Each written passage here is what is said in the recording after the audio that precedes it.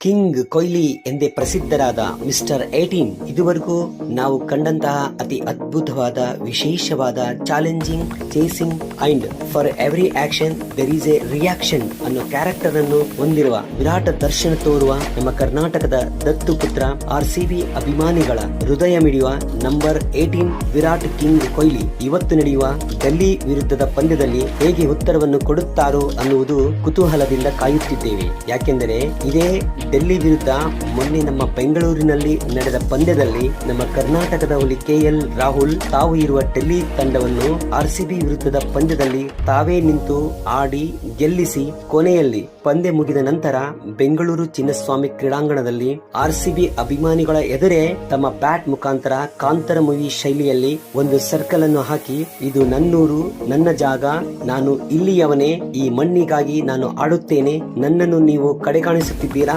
ಅನ್ನೋ ರೀತಿಯ ಸ್ಟೇಟ್ಮೆಂಟ್ ಅನ್ನು ಕೊಟ್ಟಿದ್ದಾರೆ.